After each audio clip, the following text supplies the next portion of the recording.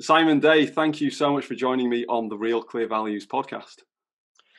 Thank you, Tom. Before we start this conversation, let me say two things to you. The first thing I want to say is well done, because I've watched you over the last 4 years, it must be now, since you first started coming to Toastmasters to refine your speaking, and I've watched you emerge into quite an outstanding orator.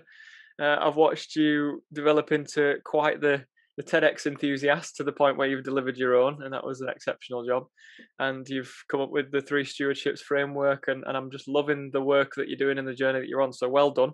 And the second Thank thing you. I want to say is thank you, because I think when you're operating in a certain sphere, you look to find inspiration in people, and you have what I call healthy comparisons. You don't beat yourself up with them, but you use them to drive you further forward. And I think over the last few years, you've certainly been one of those to me. So it's been great to watch your journey, but also great to be inspired by the work that you're doing. So well done, and thank you for this opportunity. I'm really looking forward to the conversation. Well, we're going to get circular here because I'm going to say thank you for that. And actually, just on the point of competition, it's very interesting that you mentioned that in terms of competition, because it's something that I was thinking about. I was out driving today and thinking about what we talk about tonight, and this idea of healthy competition is definitely something that resonates with me. And you've been an excellent benchmark for me as well, because I see you and I as being quite different in our skills and our styles, but there's so much that I can learn from you, and that I have learned from you as well in relation to your style. So I'm excited about this conversation, because as I was mentioning to you previously, I feel as though you have a lot to say in relation to your story that very specifically relates to values. So let's get into that then, and let's go to the beginning, because you are a public speaking coach, which is quite a thing. Because if we think about public speaking and how people are afraid of public speaking, how people fear or say that they fear public speaking more than death itself, then to coach in that area means that you've had to go on quite a journey to overcome that fear. And indeed, as I know from your own story, you did start from that position where it was a big mountain to climb. So take us back right to the start, when you started your public speaking journey at school. I was in fact, before I just do that, I was delivering a training session recently, and I got to the end of it, and somebody said to me, "Do you know, you're a man of the people?" And I said, "What do you mean by that?" And they said, "You're not somebody who stands up here and tells us how to speak in public from a set of books that you've read, or through a set of videos that you've watched, or a set of qualifications you've done. You can teach us to speak in public because you've had to do the battle." Hmm. And I really appreciated that. And I think if that's a title that I go away with, man of the people, then I'll take it. Excellent. And you're right in the sense of what I think I'm trying to put out there that separates me as a coach from perhaps some other people is that I do know what that fear feels like, and it's debilitating, and Hmm. it gets you to a point. Certainly, it got me to a point in my early 20s where I did not know where my life was going. I didn't know what my career was going to look like. I didn't know if I was going to be able to ever realize my dreams of having a wife and a family. I didn't know if I was going to be able to maintain any healthy social relationships, because every time I was about to speak in any kind of structured way, or at any event that required more than one person at a time to listen to me, I'd get kicked with this anxiety. And it really started in school, as you mentioned. I was asked to give an assembly in front of 300 of my peer group on my own. And it came about because we've been doing this citizenship course, and the teacher wanted us to deliver what we'd been up to in the assembly, so everybody else knew what to expect from the course. And it was originally meant to be a group thing. There were a few of us meant to be delivering on this. And funnily enough, one by one, people pulled out, and such happened. And I found myself on this podium in front of 300 of my year group plus teachers on my own, having never done anything of that kind before.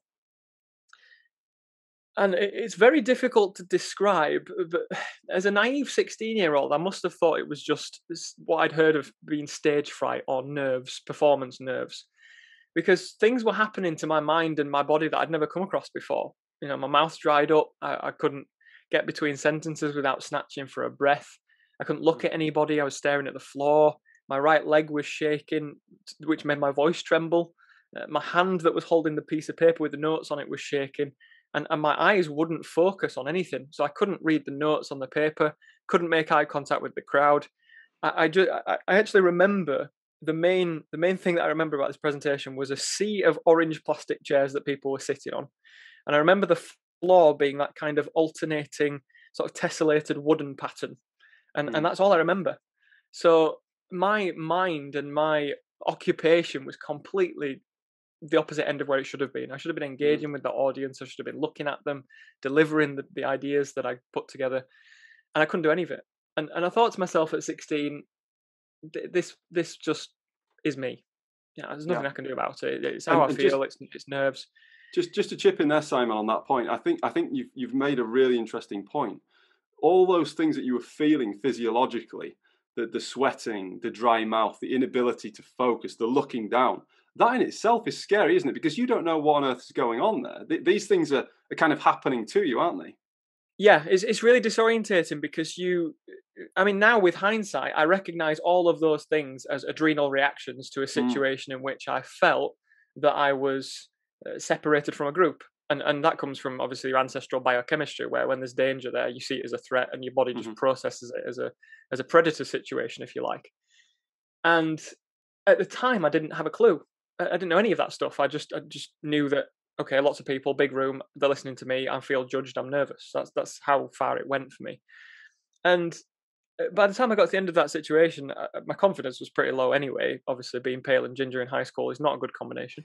But by the time I got through that experience, I just thought, well, either everybody must go through that or nobody goes through that, and I'm weird, so I'm never going to deal with it properly anyway.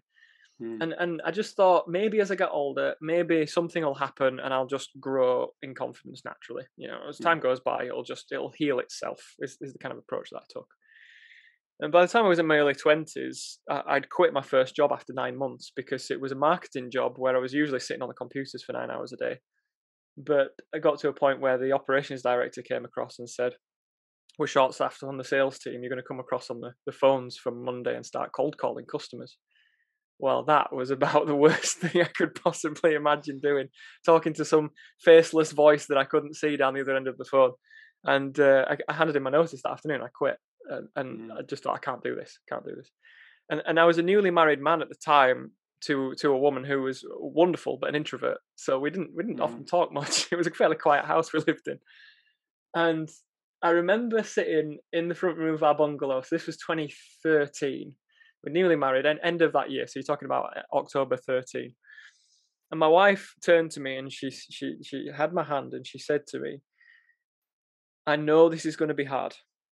I know that this is going to be a struggle for you, and I know that whether this is a long journey or a short one, I chose this journey and I chose you, and I Wow. believe in you." Wow. And those were the words that I think kicked me into gear and Mm. really got me thinking about, okay, there's now another person depending on me, but there's now another person that believes that however hard Mm. this is going to be, I can do something about it. Mm. Now, I couldn't get up and speak, but I could read and I could go on YouTube and I could watch and I could learn. And there are loads of videos out there, loads of books out there. So I started devouring them and learned all the principles, learned the theory, learned the tips for a good presentation, learned why people feel nervous, what we can do about it, nerve management, all that stuff. And that was probably a good 12 months that I spent doing that whilst I was Mm. working as a teaching assistant in a local secondary school. I started my career again, changed sector, took half a pay cut, went right down to the beginning and started again in a new sector.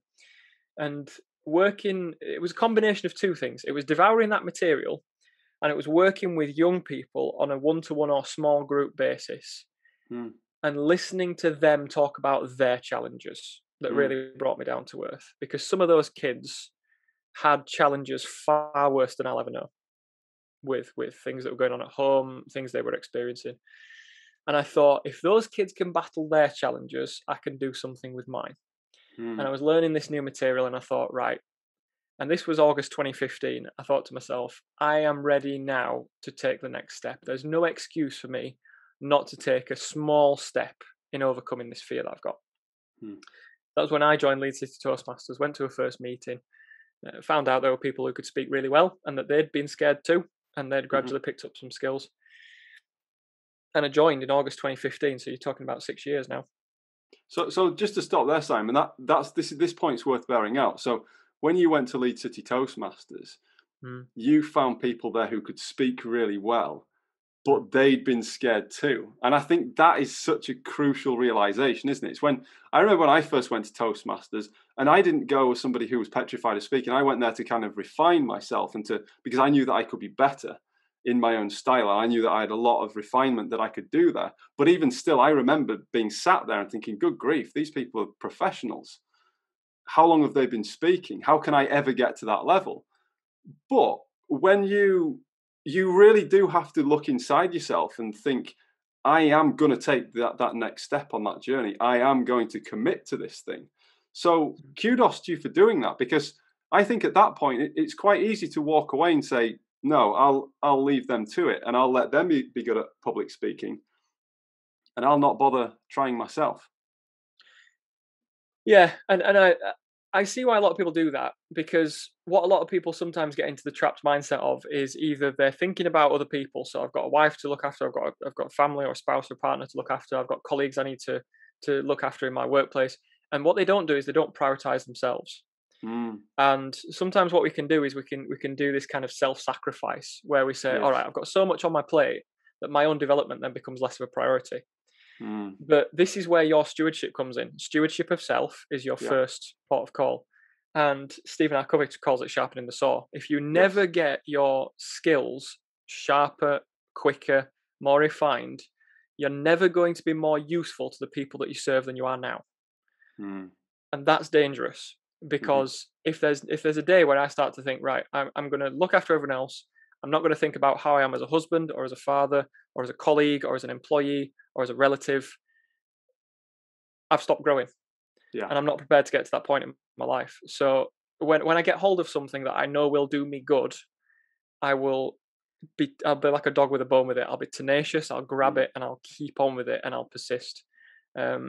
Laura said to me recently, I understand why you speak in public. I understand why you practice it. I get it as a skill. What I don't get is why you enjoy it so much. And I do. I get such a buzz out of speaking with other people, because there was a time when I couldn't. And I never forget it. And whenever I get a chance to talk to somebody now in a call like this, or in a stage presentation, it doesn't matter.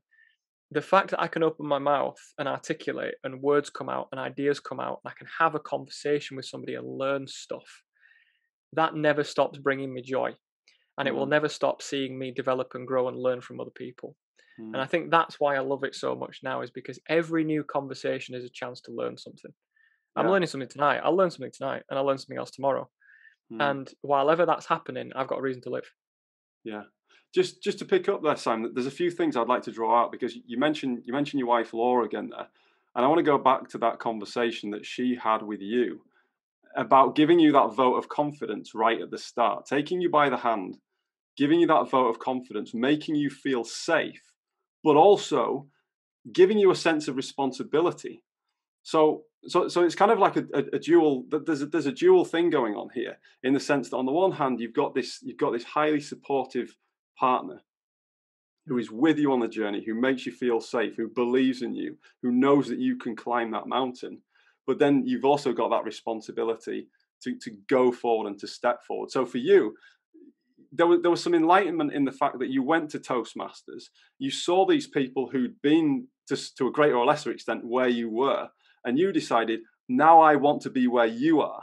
So your values were oriented to where those people were. You wanted to arrive at that state. That was a state that you valued, because ultimately you valued your wife. You valued the relationship that you had with her, and also taking on the responsibility to be a provider, and not be in a situation where you felt inhibited in providing by this fear of public speaking. So there's quite a lot going on there, but very much it is about that aspiration, isn't it? And I would say, certainly on your part, one thing that really strikes me about your story in terms of you taking the steps and going on the journey, is faith.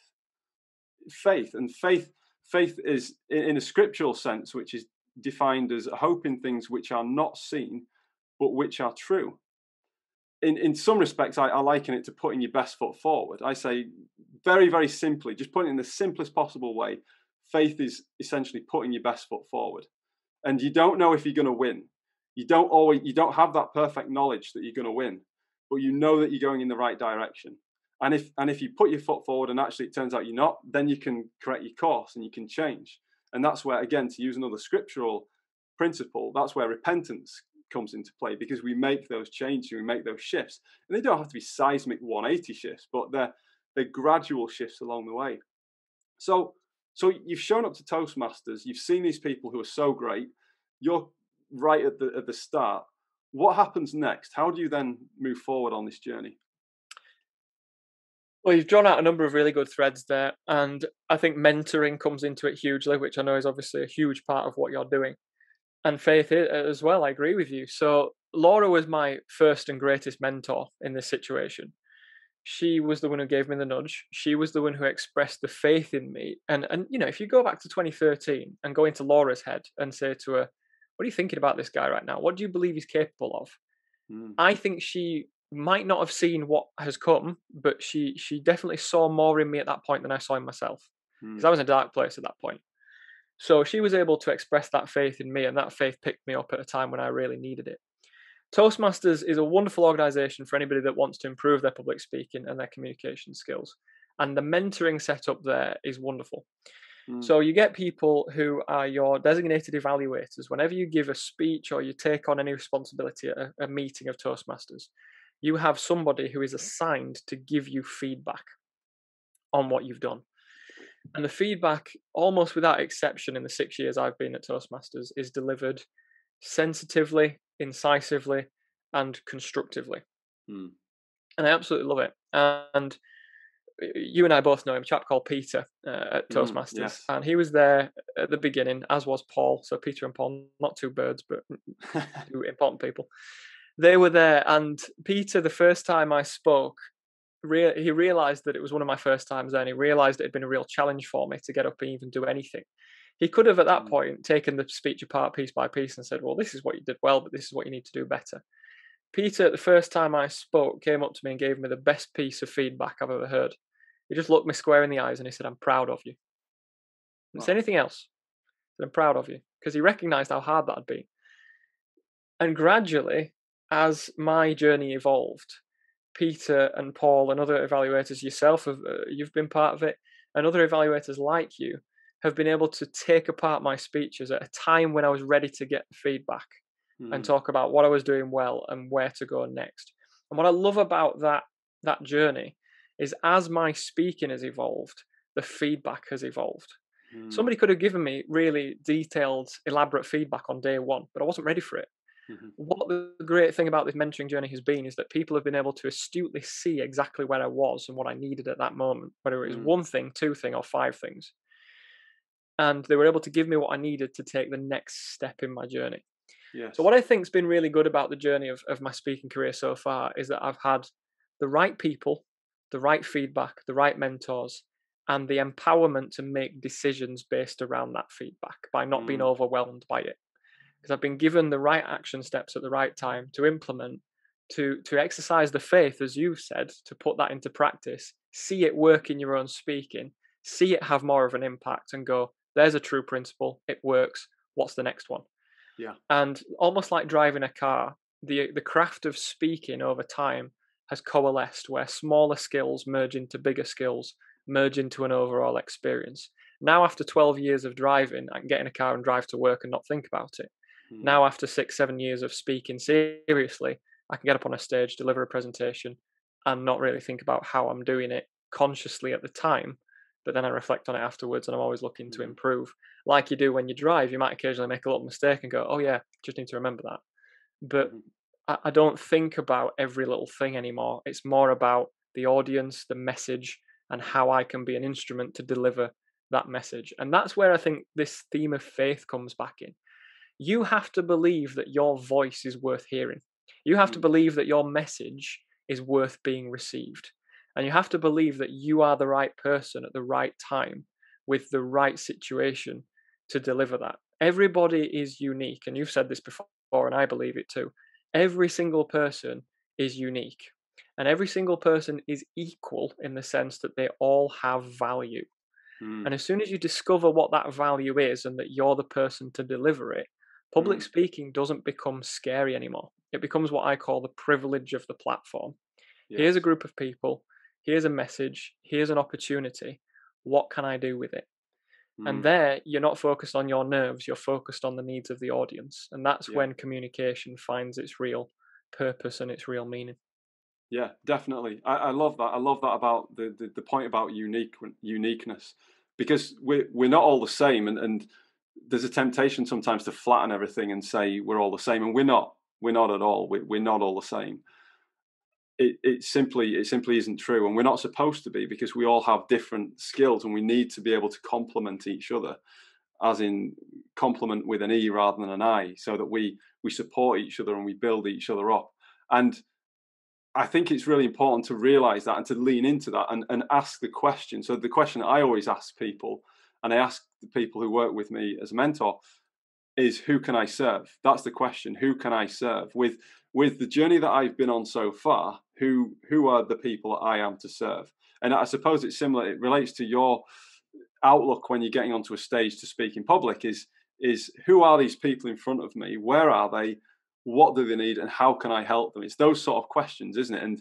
And as you deliver that, that's how you can then make a valuable speech, and a speech that is worth something, that's worth people's attendance, because ultimately it's about service, isn't it? And I know it's easy to say, and it might sound a little bit twee, but it really is that simple. It's about adding value to other people, because if we just get on stage and talk about whatever it is that we want to talk about, or whatever's in our heads at a given moment in time, it might be entirely irrelevant to those people who are sat in front of us, who may be desperately in need of what we can potentially offer them.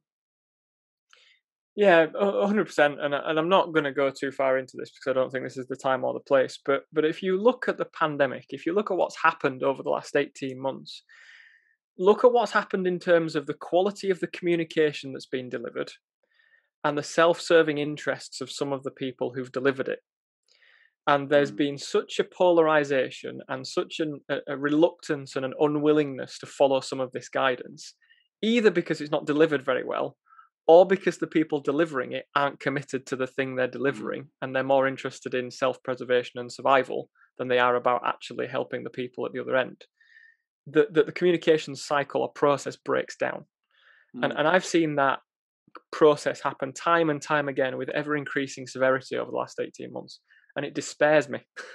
And mm, I watch it and I just think, gosh, with a few tweaks or a little bit of empathy, this whole process could be hugely improved, and ultimately lives could be saved. mm. But you've just got to watch from afar, because you're not in a position to make any serious change other than what you can control in your own individual sphere. But I see it happen on a national and even a global scale, and Mm, you just think it's really not that difficult mm. to make a few fundamental changes. And it comes back to, again, first stewardship of self. Yes. Think about looking in the mirror. What do I really care about? Do I need to give myself an attitude adjustment or be more accountable for something? And then I take that stewardship into my relationships with other people, and Mm, ultimately then into my contributions into society. and yeah. and the greater position you hold within society, the authority that you have, your power, your office, your position, the more significant that is, the more accountable you have to be for Mm, managing those three stewardships more effectively. And yes. that's why I love the this framework that you've got set up, because it works and it's true. Yeah. You start with yourself, then it feeds into your relationships, and then it feeds out into your contribution. And that's why when people often get caught in personal scandal in political office, the whole thing falls apart, because they Yes. haven't got self stewardship right with their own personal conduct. Hmm. It bleeds into their personal and professional relationships, and then it bleeds into society and undermines Mm, everything they're trying to achieve. And so yeah. that's why I love your framework, because you just watch it happen for good and for bad every day in the world we live in. Yeah. Yeah, for sure. And that thing, I mean, like I keep saying, that thing was given to me. It wasn't something that Tom English had created in a dark room and that I'd thought about and digested and simplified into this really neat package. It came from beyond, and it is a real encapsulation of some fairly straightforward truths. But I think the point, and you've raised this a few times now, the stewardship over self is really important to understand, because a lot of times when we talk about things like self-care and self-stewardship, it sounds like selfishness, and people sometimes mistake it for selfishness, whereas it isn't. Because when we think about like you've explained the three stewardship framework quite well there in terms of how it starts off with self, the stewardship that I have over myself in relation to my well-being, my character, my competence. Then we build out into relationships, and then we go to contribution. So all of these areas of stewardship are oriented towards making an excellent contribution to other people. So it's like, why am I sorting myself out? Why am I getting my act together? I'm getting my act together so that I can be more useful in serving other people, in relieving people's pain and suffering, and making a positive difference and having a positive impact in the world. I have to say, and I want to pick this up because I want to give him a shout out. You mentioned Peter from Leeds City Toastmasters, Peter Millen. And he is an excellent example. And most of the people listening to this won't know who he is. But I'm going to specifically say this because I have personally told Peter that he is a paragon of stewardship. He is the best encapsulation of stewardship that I have ever met in a single person. He is exemplary because he sees every single person who comes into that club, and he deliberately and intentionally makes them feel welcome. So just like your wife did with you, Simon, I've seen him do this time and time again, where he goes out of his way. He's not stuck in his own head. He's looking outside of himself and he's thinking, this is a person who is here for a reason. There is a stimulus behind this person being here. And it could be something like you've had. It could be a real traumatic experience. It could be something really quite severe. And sometimes it really is. Sometimes people have had terrible experiences, whether it's a best man speech that's gone south, or they've lost a job, or their employers actually told them, hey man, you've got to go to something like this to sort your act out with public speaking. Otherwise, we're going to have to let you go. So there's a lot to unpick there. But one thing I want to do now, Simon, is bring it back to you, because mentors are essential, because mentors are guides along the path. They've been on the journey, their version of the journey. So they know the way, or more or less they know the way. They know the sorts of things you're going to encounter, not necessarily everything, but they know the sorts of things to point out the possible pitfalls and the possible twists in the road. But something else that I'm keen on emphasizing as well, and again, going back to stewardship, is that idea of responsibility. So for you utilize that mentoring. There are so many people who don't do that in the world. There are so many people who don't do that at Leeds City Toastmasters, where they've been given this amazing feedback that is meeting them where they are. It's not getting ahead of them. It's not overwhelming them. It's meeting them where they are, and they don't take it certainly anywhere near the extent to where you did. So tell us what you did to apply that, and where you have ended up in terms of Toastmasters, because you achieved something quite remarkable in 2019, if I'm not mistaken. Tell us that story about what you might call your apotheosis, or your crowning achievement at Toastmasters, because that's really a remarkable story. And why was it that you wanted to continue to that extent, where it wasn't good enough for you just to be good enough? It's a very good question. It's not one I've really tried to articulate recently.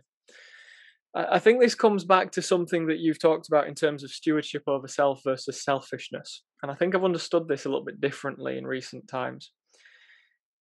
I previously used to think that way about selfishness. If you focus on yourself first, then it's selfish. And I want to give it a different name, and I think it's a name you'll be familiar with, but others might not. When you start with stewardship over self, it's not selfishness. It's what I like to call consecration. And let me explain what I mean by that. Consecration for me is where you use your time, talents, efforts, resources, anything with which you've been privileged to be blessed with in your life, for the building up of other people, and to help them become more than they would otherwise have been. So when I make a decision around stewardship over self, if you want to call it a cost-benefit analysis, you can, but I tend to ask myself, what's the potential benefit to me and other people here? And is it worth what I'm about to invest? So let's take Toastmasters as an example. When I was about to join, it was £35 a month and £12.50 membership subscription, which at the time to us was no small amount of money because we weren't on a big budget. And it was going to take me travel time plus 2 hours a fortnight.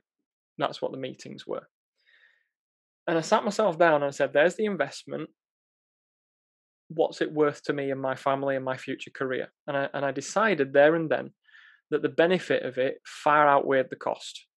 Mm. And not just for me, but for other people, for my professional life, my personal life, my relationships. And I sat down and I weighed that up and I thought, right, this is me now taking out 2 hours of my fortnight plus travel time plus the financial cost. Is that selfish if I take myself away for 2 hours every so often to learn how to speak better? No, it's not. It's consecration. Mm. It's me honing my skills. It's me pledging better so that I can be a better contributor to everything that I do. Now, if I were spending 2 hours a fortnight going and playing video games in a dark man cave somewhere in my house for no end other than the fact I was playing video games, I'm Mm. not decrying them as a sin, by the way. There's nothing wrong with that occasionally. But if it becomes a detriment to other areas of your life, that's selfishness because there's nothing in Mm. that for anyone other than you. Mhm. But if you want to consecrate yourself to something, commit to it, you've got to think what's the bigger purpose behind it for Mhm. others as well as for me. So there's the point there about self-consecration, and that's why I kept going with my speaking journey because I saw there was something bigger than just me in there. There Mm. was a potential impact I could have on other people if I really got to grips with it. Now, the feedback at Toastmasters we've already talked about was instrumental, and the people were inspirational. And I started to recognize that there was an art not just to speaking, but delivering feedback. And at the same time, I was having these wonderful experiences at Toastmasters with people developing and giving me quality feedback. I had a couple of really harrowing professional experiences in my workplace with people that were on very large sums of money who hadn't yet developed the skills that I was looking to develop and gave feedback in such a way that was incredibly mentally and emotionally destructive at a time when I was quite vulnerable and I suffered with it and it hurt. Mm. And something inside me said, I don't ever want to make another human being feel the way I've just been made to feel. Mm. And that drove me. And so I started to think, right, it's not just about speaking for me anymore. It's about when I'm in front of another human being and I have stewardship for them or I have any kind of input into their personal and professional activities, Mm. how can I talk to them in a way that makes them feel, yes, that they still need to develop, of course. I'm never going to say I'm not going to give you constructive feedback because people need to grow. Mhm. But how can I do it in a way that builds rather than tears down? Yes. That was my aim. And Toastmasters was perfect because you could obviously practice being an evaluator, but every year they have an evaluation contest where you pitch yourself against other evaluators to deliver the quality feedback the best quality feedback you can. So Mm. I entered this contest, and this was probably 4 years now after me joining Toastmasters. So it's been a fair old journey. And I entered the Leeds City club level evaluation contest. And you had to listen to a speech, and you were against other evaluators. You were all giving feedback on the same speech. And it was about how can I structure it? How can I deliver it? How can I edify this person and make them feel like they can go away and be a better speaker with the feedback that I give them? And I did it, and I won the local club level contest. And that was a statement. That was something that said inside me, I'm now able to do something better than somebody at my workplace who's on £100,000 a year. And that Mm. made me feel really proud. And I thought to myself, that's the first step. How far can this go? This isn't about overcoming a fear anymore. This is about developing a craft. And this is Mm. about becoming somebody that could be incisive in somebody else's life. And again, it's coming back to that act of service. So I went through the rounds and gradually made my way through contest after contest. And I found myself winning them. And I thought, there's really something about this now that I'd never really thought about before. So May 2019, I'm down in Norwich, having got to the UK final of the evaluation contest. And this is about more than just a nice plaque with my name inscribed on it. This is about a milestone. This is about my Mm. speaking journey and thinking to myself, I was somebody as a teenager who was terrified to get up in front of a room of 300 and speak about anything. Mm. And I'm about to get up in front of a room of 300 people and give a positive, uplifting, challenging evaluation of what I've just heard to be a wonderful speech. But I've got to help this person become a better speaker in 3 minutes. And I went away and I wrote my notes and I went back in and delivered my evaluation. And I walked out of the room back into the foyer of the hotel I'd competed in.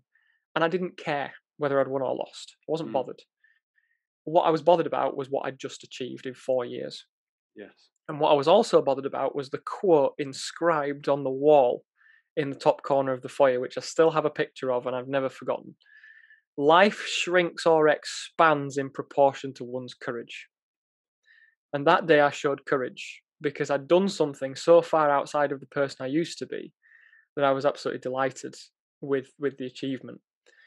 And that for me is what mentoring is about. It's about giving somebody the opportunity to exhibit courage and to take whatever the next step is in their journey. And mentoring for me over the last decade or so has been incisive and has taken me somewhere completely different to where I otherwise thought I'd be. Never thought I'd be in the sector I'm in. Never thought I'd be doing the work I'm doing. Never thought I'd be having the conversations I'm having. But this is where we are now.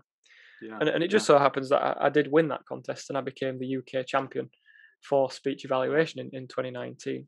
And then joined the Professional Speaking Association, got to their Inspirational Speaking UK final the same year. And since then, I've just continued to try and not only push my own speaking abilities, but help other people push theirs. And it's just been a wonderful journey so far. But what I love about it is the fact it's not over, and it won't be over until they put me in the ground somewhere and then somebody else takes over.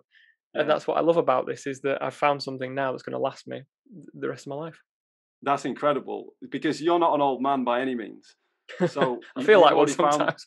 well, relatively speaking, God willing, you've got a long way to go yet.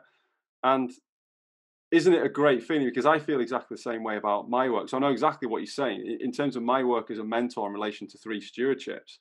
This is it, and you kind of, you've got the path, and you don't know, you've got the map, so to speak, but you don't necessarily know the terrain. So there's going to be all these twists and turns that happen in life itself, and you don't necessarily know what's going to come around the corner. But you've got that path. You're on that path. You know what your purpose is, and the purpose itself and the pursuit of the purpose is what creates meaning. Because the pursuit of the purpose is involved in serving other people and making that contribution. And that is what gives you the fulfillment. And that is what then gives you the success. But it's also sustainable because it's meaning, it's impactful, and it's lasting. And you're getting better and better and better every step of the way. That's what I absolutely love about it. So that really rings true to me. I want to rewind, Simon, to something that you said about the stimulus for you being an evaluator.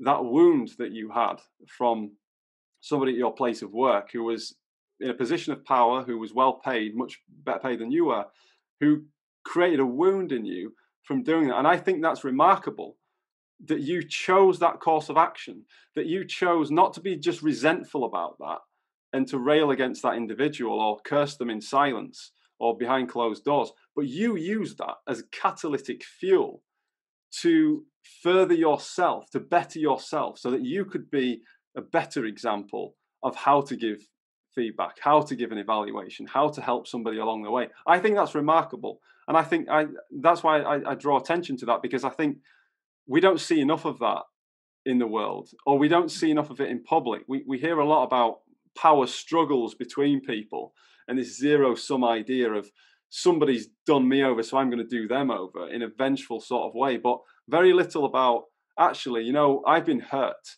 And I'm okay with saying that I've been hurt. I don't have to feign some sort of imperviousness to ill will or malevolence. I can actually step into that and say, okay, that hurt. I'm big enough and strong enough and courageous enough to say, I have been hurt by that.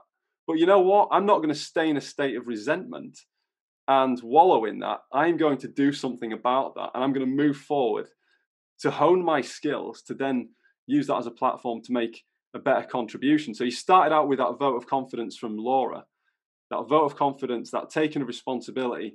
Then you had, your mentors. Then you had this wound, and then you developed, and then you went to that national stage and won that national competition and got to the final of the other one at the PSA as well, which is really quite remarkable in such a short space of time, because the PSA competition, if I recall correctly, wasn't an evaluation competition, was it? That was an out and out speech. So that was a typical speech, wasn't it?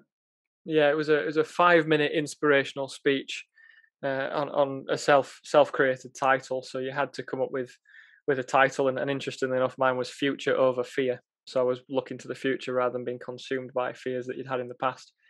And it was to an audience of 300, again 300. 300 seems to be my number, of the UK's top paid professional speakers.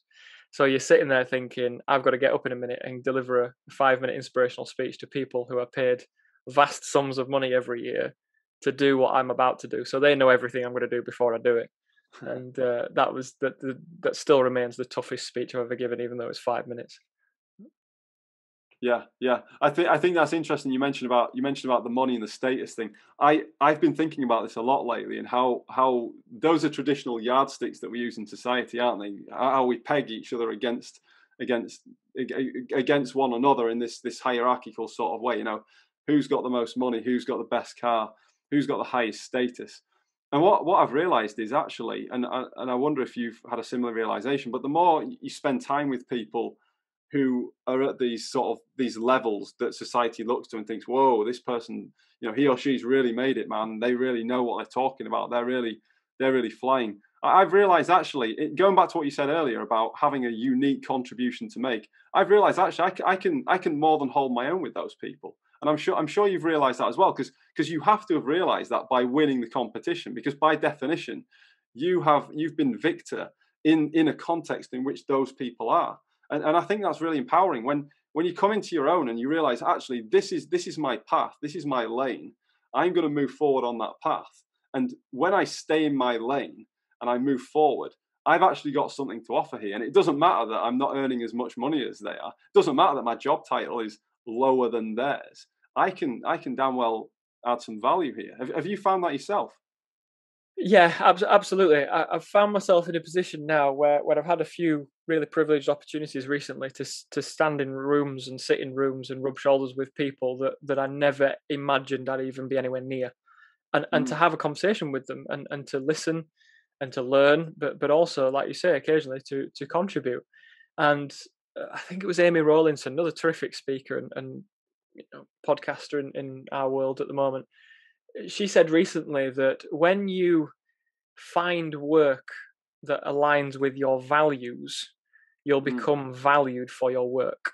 mm, And I think you are an example of this, which is that you found something that embodies your values, and that's what you're sharing with the world. And you become valued by the people that you are seeking to support with that. mm, I'm finding something similar, which is that I've found something that I'm able to contribute now that aligns so closely with things that are precious to me, that resonate with my values, that whoever I have the opportunity to coach and work with, they value it because they recognize how it feels for me to have that opportunity, and how it feels for them to mm. capitalize on that opportunity. So I absolutely love it because, like you say, money is not the bike racing past. The money's not the be all and end all of it. It's an indicator of the contribution that you're having, yes, but Mm, I would much rather just make an okay living for the rest of my life than get paid an absolute fortune for doing something that I don't care about. mm. It's about, yes, having enough to live, of course, but it's also then about having a reason to live. Yes. Yeah, absolutely. Absolutely. Because it's definitely possible to be a rich nihilist. You can be a wealthy nihilist. You can have all the money in the world, but not have a decent reason for living. And actually, you can look around and you find that you don't necessarily have those people to give you those votes of confidence. What monetary value can you put on having somebody by your side, like your wife Laura, who does take that leap of faith by taking you by the hand, giving you that vote of confidence at that particular moment in time? Is it really any good to make a load of money and then look around and realize that actually all you're surrounded by is sycophants and people who want to hang on to your coattails and get the money that slides off the table and the prestige to boot? Yeah, I've got a little story on this. So I was talking to somebody recently who their uh, service that they offer in the world, because it's not really a job for them because they have such a good time doing it. It flies around the world delivering leadership team training to some of the world's biggest companies. And he told me a story some time ago that, again, I've not forgotten. He was talking about he was delivering this training about teams and trust and the values that a team operates by. And he got to the end of this first day's training, and one of the people that was in the training was a billionaire, and came up to him afterwards, and they were chatting briefly, and he saw that this billionaire was starting to become a little bit upset, and visibly was starting to change in his demeanor. And my friend said to him, he said, may I ask What's troubling you? And he said, we're talking about trust, we're talking about teams, we're talking about relationships. And he said, I've got properties on every continent on the planet. He said, I've got a boat, I've got a plane, I've got everything I could possibly want, except for one thing. And he said, I would give it all up now, without a heartbeat's hesitation, if I could have a wife and a daughter back who loved me. Mm. And that hit me because at the time I wasn't in a particularly great place when I heard that story. But I tell you what, I did have. I had a wife and 2 children who loved me. Mm. And I really went away and did some hard reflecting on that. And I thought to myself, if somebody offered me £1 billion but asked me to give up my relationships, I wouldn't dare. No. I wouldn't dare. Because those relationships have got me to where I am, are the reason I'm doing what I'm doing, and are the reason I'll keep doing what I'm going to keep doing into the future. And if you gave me all the riches of the earth, but you took away the reason I have for doing what I'm doing, I'd have everything materially that somebody could want, but I'd have lost my soul. And that's not worth doing.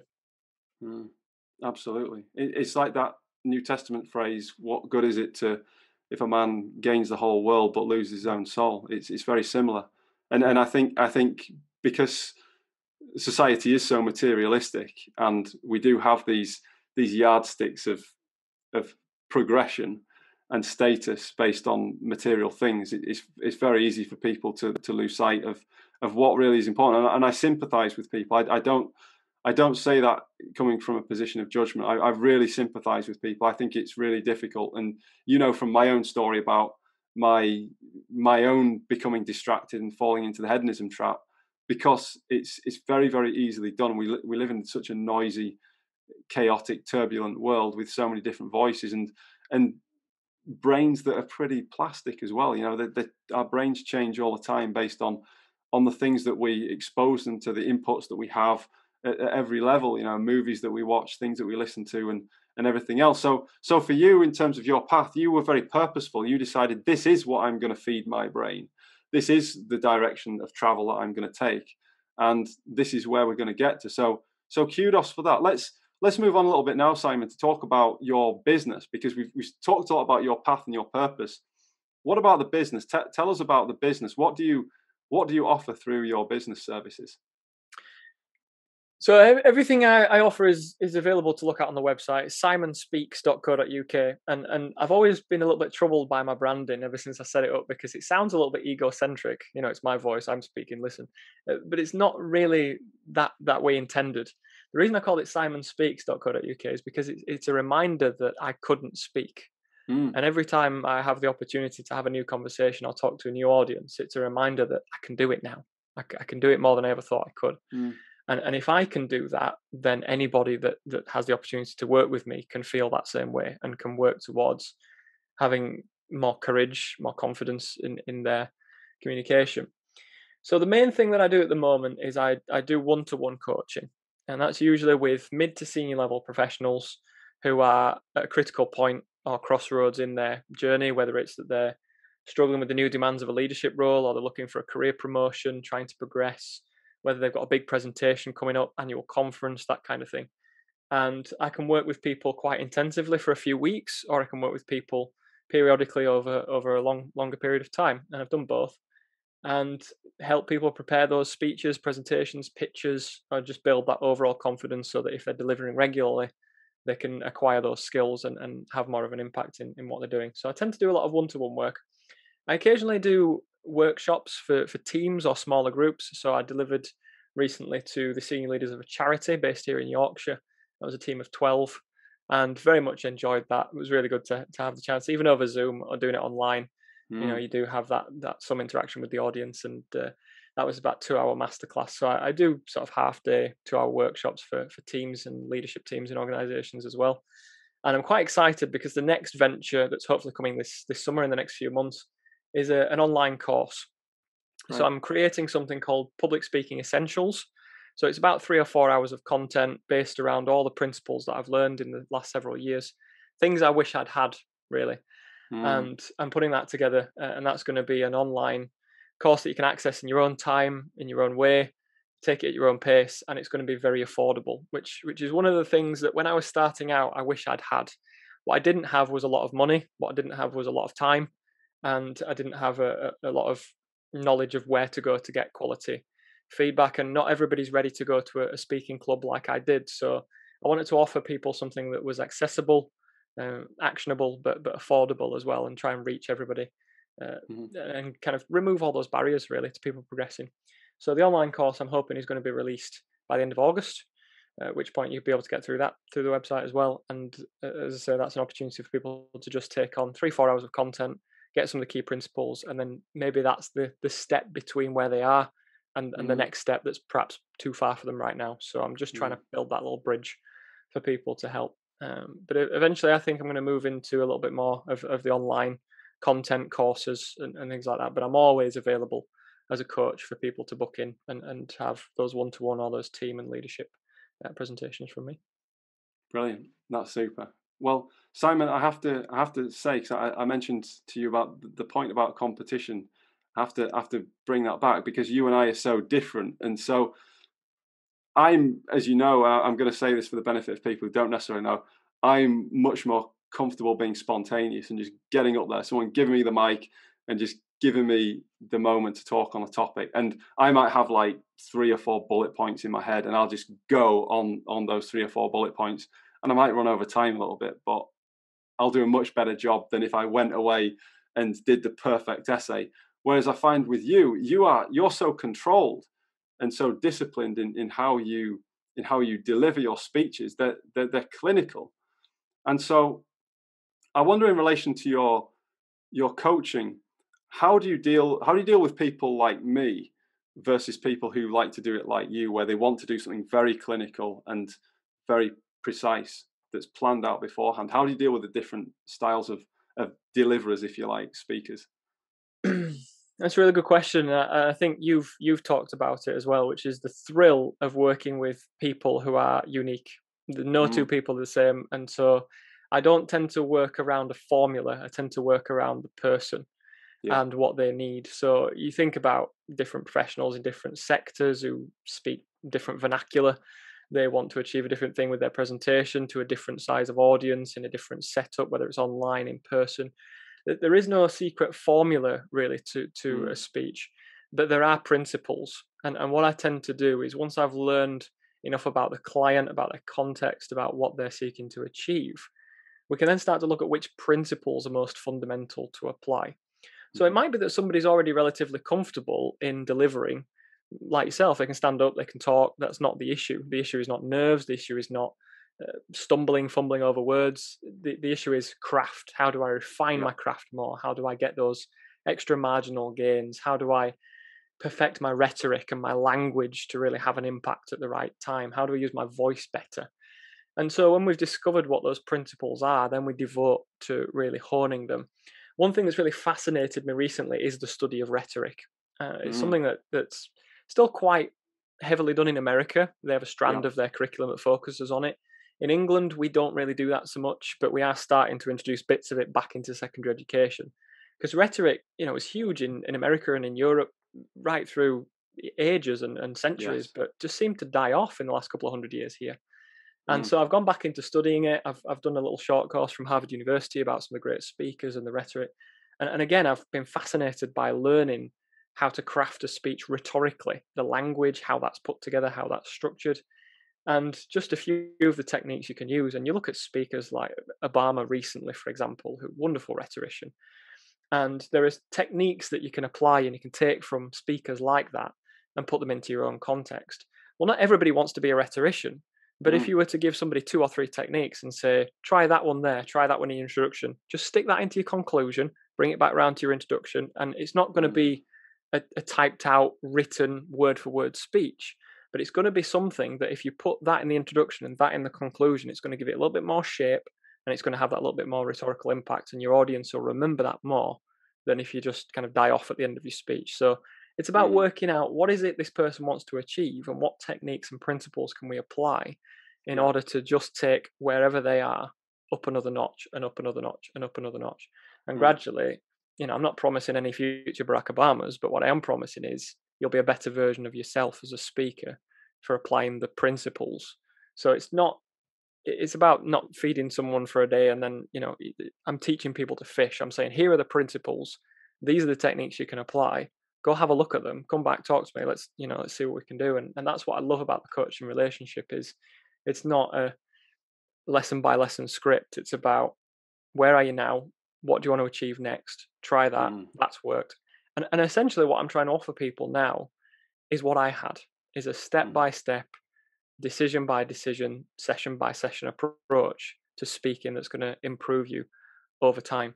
And unfortunately, we live in a fast download, buy it now, fast food, instantaneous world where people think, well, I want this and I want it now and I want it for no effort.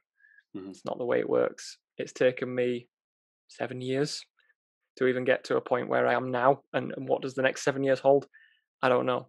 But if you want to start this process, the journey of 1,000 miles begins with a single step, doesn't it? So it's about being willing to take that first step in the faith, coming back to that again, of where could this go and who could it benefit? And it's been willing to make that investment in yourself. That ties in beautifully with what was going to be my final question on what you would say to somebody who's in your position right now. I think you've answered that already. So, Simon Day, thank you so much for your time on the Real Clear Values podcast. Always a pleasure, Tom, and I love what you're doing. Keep up the good work. Thank you.